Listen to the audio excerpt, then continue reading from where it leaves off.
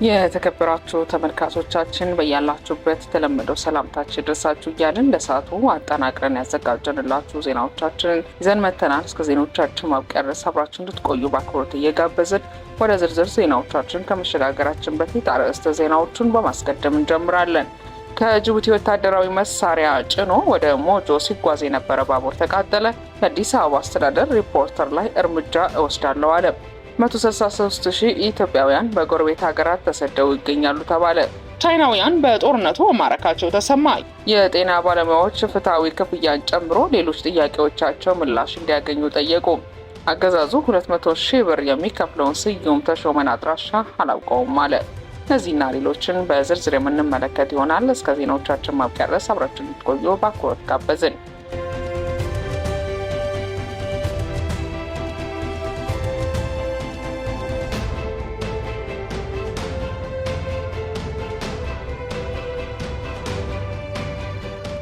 ቀዳሚ ወዳደረግነው ዜናችን ስናልፍ ከጅቡቲ ወታደራዊ መሳሪያ ጭኖ ወደ ሞጆ ሲጓዝ የነበረ ባቡር ተቃጠለ። መነሻውን ጅቡቲ መዳረሻውን ሞጆ አድርጎ ወታደራዊ መሳሪያዎችን ጭኖ ሲጓዝ የነበረ ባቡር ሶማሌ ክልል ኤረር አካባቢ የተቃጠለ ሲሆን በዚህ ቃጠሎ ኮንታክት ዋየር፣ ሜሴንጀር ዋየር ሙሉ ለሙሉ ወድሟል። ፍርጎ ሙሉ ለሙሉ እየወደመ ሲሆን ሀዲዱ በመቅለጥ ላይ እንደሚገኝ ለኢትዮ 251 ሚዲያ የዓይን እማኞች ገልጸዋል። ምንጮች አክለውም እሳቱን አሁን በከፍተኛ ሁኔታ እየነደደ እንደሆነ ገልጸው የሚፈነዳ ነገር ይሰማል ብለዋል። የተቃጠለው ኮንቴነር ከወታደራዊ መሳሪያው በተጨማሪ ምንነቱ ያልታወቀ ተቀጣጣይ ነገር ይዞ ሲጓዝ እንደነበር የውስጥ መረጃ ምንጮች አክለው ገልጸዋል።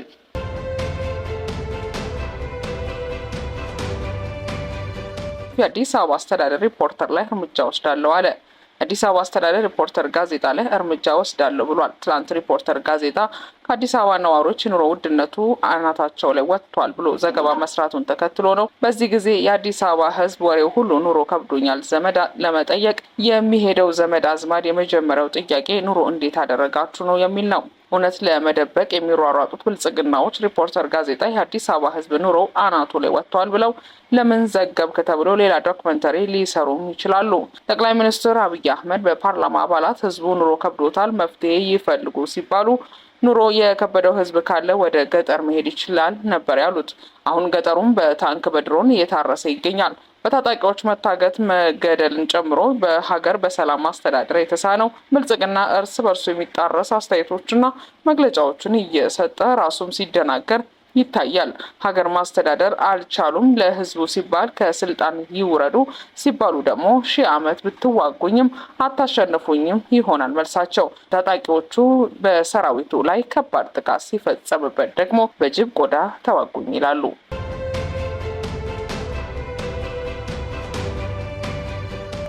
የሰከላ ፋኖ ጠላትን እየሰበረ ነው። ጊዮን ብርጌድ አባግስ ሻለቃ በዛሬው ዕለት የአባግስ ሻለቃን ለማፈን ጠላት በሁለት በኩል ከሰከላ አቅጣጫ ብር አዳማ አቅጣጫ ሲተለተል አርፍዶ ነበልባሏ የአባግስ ሻለቃም ገዥ ቦታዎችን በመምረጥ ለማፈን የመጣውን ጠላት ከበባ ውስጥ ለማድረግ ስትሞክር ጠላት ወደ መጣበት እግሬ አውጭኝ እያለ በዙ 23 እና ዲሽቃ በመታገዝ አካባቢውን እየደበደበ የአንድ አርሶ አደርን ቤትና የኤሌክትሪክ ትራንስፈር ከጥቅም ውጭ አድርገዋል። ወደ ብር አዳማ ፈርጥጧል የሚታገልለትን ዓላማ የማያውቀው የብርሃኑ ጁላ ወንበር አስጠባቂ ሰራዊት የጥፋት ክንዱን ማህበረሰቡ ላይ እያሳረፈ ይገኛል።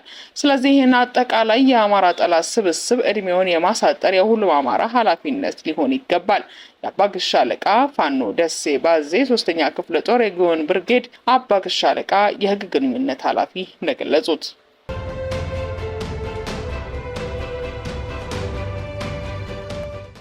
ዘመቻ አንድነት ወሎ ቤተ አምሐራ ግንባር እሸት ክፍለ ጦር የተቆጣጠረውን ቀጠና ለማስለቀቅ የመጣ የጠላት ኃይል ላይ ታላቅ ድል አስመዝግቧል። የአማራ ፋኖ በወሎ ቤተ አምሐራ ላስታ ሳምነው ኮር ስር የምትገኘው በአርበኛ አያነው እንየው የምትመራው እሸት ክፍለ ጦር በሪሆን ሻለቃ ኃይሌ ሻለቃና የክፍለ ጦሯ ቃኝ ነበልባሎች በቅንጅት ያገዛዙን የብልጽግና ወንበር አስጠባቂ መከላከያ ሚኒሻና አድማ ብተና መከላከያ የፋኖ ኃይልን በከበባ ለማፈን በመጣበት በተቃራኒው በሚገባው ቋንቋ አናግራ በመጣበት እግሩ ሙትና ቁስለኛው ቁስለኛውን ይዞ ተመልሷል። ሚያዝያ 1 2017 ዓ.ም ከንጋቱ 11 ሰዓት ተኩል እስከ ቀኑ 5 ሰዓት ተኩል በተካሄደ አውደ ውጊያ የጠላት ኃይል መነሻውን ሹመሻሃ በማድረግ በሶስት አቅጣጫ ማለትም በሙጫ በረት፣ በጸዳና በተከዜ መንደር አስፍቶ በመምጣት ወደ ገለሶት ለመግባት ቢሞክርም አንድ ጥይት ለአንድ ጠላት የሚሉ ቅንድብ የሚላጩ ነበልባል ፋኖዎች በሙጫ በረት በኩል በቆረጣ በመግባት ጠላትን አይቀጡ ቅጣት በመቅጣት ብዛት ያለው ሙትና ቁስለኛን ይዞ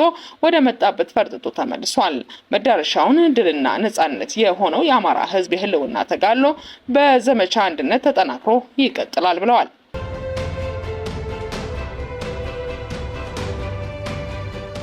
የአማራ ፋኖ በጎጃም ጃዊ መተከል 4ኛ ክፍለ ጦር መብረቁ ብርጌድ በጠላት ላይ መብረቃዊ ጥቃት አደረሰ። በቀን 37ኛ ወር 2017 ዓ.ም ከምሽቱ 12 ሰዓት ወደ ቡኒጅራ ከተማ በመግባት ጥበብ በተሞላበት ወታደራዊ ቴክኒክ ከበባ በማድረግ ሁለት ከፍተኛ የመከላከያ አመራርን ጨምሮ 23 የሚደርሱ የጠላት አባላትን መደምሰስ ሲቻል ቁጥራቸው ያልታወቁ በርካታ ቁስለኛም በመጫን ወደ ፓዊ ሆስፒታል እንደገቡ ማወቅ ተችሏል። የወገን ጦር አደረጃጀቱን በማዘመን ዘመናዊ መሳሪያ በመታጠቅ በጠላት ላይ ኪሳራ እያደረሰ ይገኛል። ከአማራ ፋኖ በጎጃም ጃዊ መተከል 4ኛ ክፍለ ጦር ህዝብ ግንኙነት ኃላፊ ያዕቆብ ጌታሁን እንዳደረሱ መረጃ።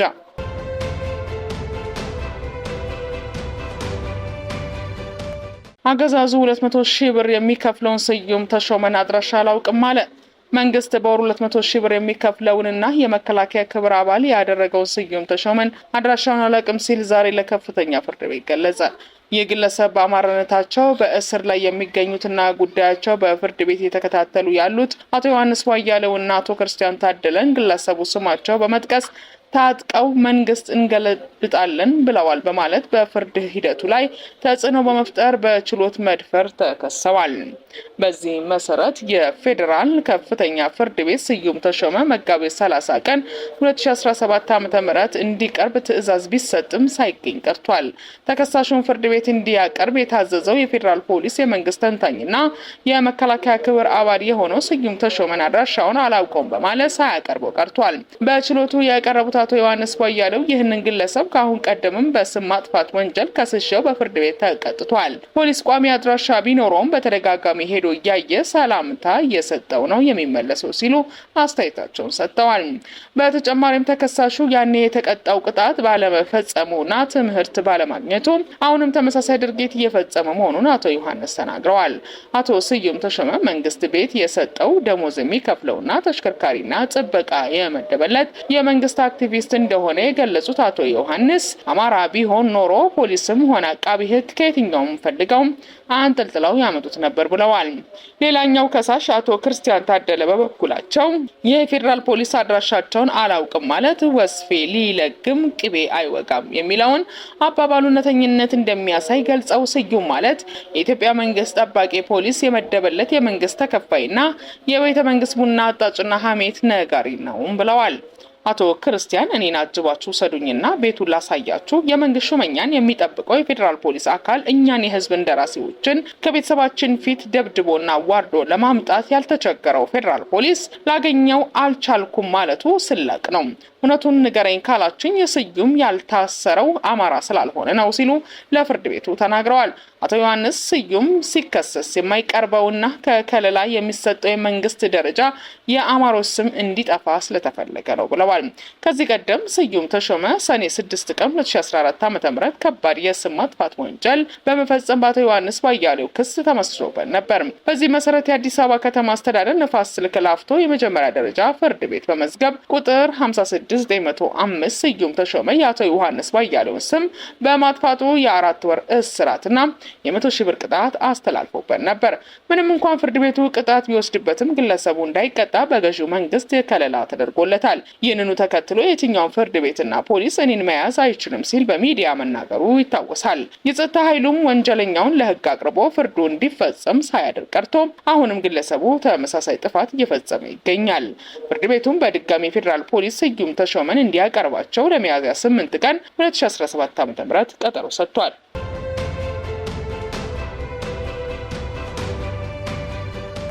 163,000 ኢትዮጵያውያን በጎረቤት ሀገራት ተሰደው ይገኛሉ። 163,000 ኢትዮጵያውያን በጎረቤት ሀገራት ተሰደው እንደሚኖሩ የመንግስቱ ድርጅት አስታውቋል። በኤርትራ 15 ኢትዮጵያውያን ስደተኞች እንደሚገኙም ገልጸዋል።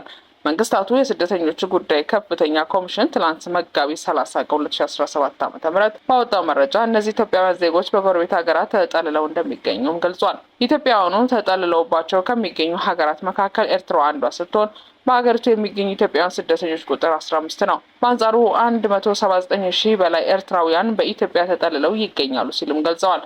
እንደ መንግስታቱ ድርጅት መረጃ ከፍተኛ ቁጥር ያለው ኢትዮጵያውያን የተጠለሉባት ጎረቤት ሀገር ሱዳን ስትሆን 68,895 ኢትዮጵያውያን ስደተኞች በሀገሪቱ ይኖራሉ።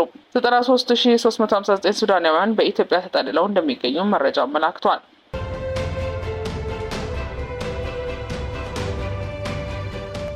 የጤና ባለሙያዎች ፍትሐዊ የደሞዝ ክፍያ፣ የጤና መድን ሽፋንና የተሻሉ ጥቅማ ጥቅሞች እንዲሟላላቸው የሚጠይቅ የተቀናጀ ማህበራዊ ሚዲያ ዘመቻ መጀመራቸውን አስታወቁ። ዶክተሮች፣ ነርሶች፣ ስፔሻሊስቶችና የቀዶ ጥገና ሐኪሞች ጨምሮ የጤና ባለሙያዎች ህይወት ስናድን ኖረናል፣ አሁን የራሳችን ህይወት ማዳን ይኖርብናል የሚሉ ሃሽታጎችን በመጠቀም ጥያቄዎቻቸውን በተለያዩ ማህበራዊ ሚዲያ መድረኮች እያሰሙ ይገኛሉ። አንድ የጤና ባለሙያ በዚህ ሰዓት የጤና ባለሙያው ለኑሮ ውድነት ተጋላጭ ሆኖ ነው ያለው። ሲያማው እንኳን ለመታከም የማይችልበትና ወደ ልመና የሚገባበት ክስተት ተፈጥሯል። የቤት ኪራይ እንኳን መክፈል አቅቶት መኖር ያልቻለበት ሁኔታ በመፈጠሩ ድምጻችንን የኢትዮጵያ ህዝብ እንዲሰማልን ነው ንቅናቄያችን የጀመርነው ሲሉ ተናግረዋል። ሌላኛው የጤና ባለሙያ ለ5 ዓመታት ያህል በዘርፉ ሲሰሩ መቆየታቸውን ወርሃዊ ደሞዛቸው 7600 ብር እንደሆነ ገልጸው በዚህ ምክንያት ቤተሰብ እናትና አባቴ መርዳት ቀርቶ ራሴ መርዳት አልቻልኩም ሲሉ አማረዋል።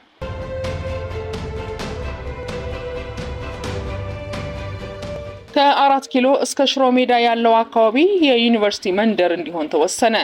ከ4 ኪሎ እስከ ሽሮ ሜዳ ባለው አካባቢ ያሉትን አገልግሎቶችን አካቶ ትምህርት፣ የምርምር፣ የእውቅና፣ የባህል ልህቀትን በከተማዋ ለማሳደግ በሚያስችል የዩኒቨርሲቲ መንደር እንዲመሰረት የቀረበው ውሳኔ ሀሳብ የአዲስ አበባ ከተማ አስተዳደር ካቢኔ አጽድቋል።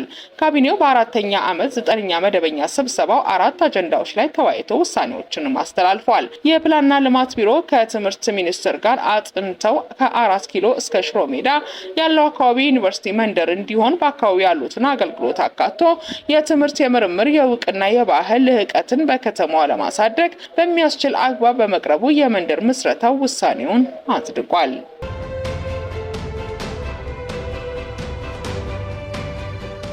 የብሔር ማንነትን መሰረት ያደረገ ግድያና ማፈናቀል እንዲቆም የአማራ ሕዝብ ከክልሉ ውጭም ባለበት ደህንነቱ እንዲጠበቅ የሚሉ ነጥቦች በአጀንዳነት እንደቀረቡለት የሀገራዊ ምክክር ኮሚሽኑ ተናገረ። ኮሚሽኑ በአማራ ክልል እያካሄደ ባለው የአጀንዳ ማሰባሰብ ሂደት ላይ ታጥቀው የሚንቀሳቀሱ ኃይሎች ባይሳተፉም ታጣቂዎቹ ጥያቄያቸው ጭምር ናቸው የተባሉ ጉዳዮችንም በተዘዋዋሪ ከህዝቡ ደርሶኛል ብለዋል። የኢትዮጵያ ሀገራዊ ምክክር ኮሚሽን ኮሚሽነር ዮሐንስ አዳዬ በአማራ ክልል ከ5 ቀናት በፊት በተጀመረው የአጀንዳ ማሰባሰብ ላይ ታጥቆ የሚንቀሳቀሱ ኃይሎች ወኪሎቻቸው እንዳላኩ አንስተው ሆኖም በህብረተሰቡ በምሁራንና በሲቪል ማህበራት በኩል የራሳቸውና የታጣቂዎችም ጭምር ዋና አጀንዳዎችና ጥያቄዎች ናቸው ያሉትን በውይይቱ ማንሳታቸውን ነግረውናል። ለአብነት በአማራና በሌሎች ክልሎች ያሉ አማራዎች ደህንነታቸው ይጠበቅ፣ መፈናቀል ይቆም የሚሉና መሰል ጉዳዮች እንደተነሱ ዶክተር ዮሐንስ ተናግረዋል። ኮሚሽነሩ በክልሉ ታጥቀው የሚንቀሳቀሱ ታጣቂዎቹ ወኪሎች ትጥቃቸውን ሳይፈቱ ደህንነታቸው ተጠብቆ አጀንዳቸውን ማቅረብ ይችላሉ ወይ ብለዋል። የኮሚሽነሩ ዶክተር ዮሐንስ አዳዬ ትጥቅ የሀገራችን ባህል ነው፣ ታጣቂዎቹ ትጥቃቸውን ፈተው ወደ ምክክሩ ይምጡ አንልም ሲሉም ተናግረዋል። በክልሉ ታጥቀው የሚንቀሳቀሱ ኃይሎች ለምክክሩ የሚልኳቸውን ተወካዮች ደህንነት በተመለከተም የፌዴራልና ከክልሉ መንግስት ጋር ስለተነጋገርን በመንግስት ጸጥታ ኃይል ታጅበው በምክክሩ መሳተፍ እንደሚችሉም ተናግረዋል።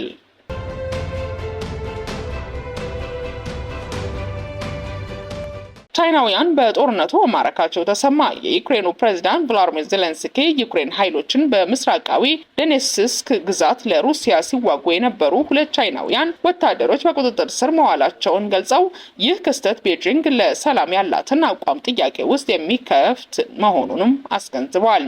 ኪየቭ ለዚህ ጉዳይ ማብራሪያ እንዲሰጥ የቻይናን ልዑክ የጠራ ሲሆን ፕሬዝዳንት ዜሌንስኪ ሩሲያ ከቻይና ጋር ያላት ግንኙነት ፑቲን ጦርነቱን ለመጨረስ ፍላጎት እንደሌላቸው ያሳያል ሲሉ ተችተዋል።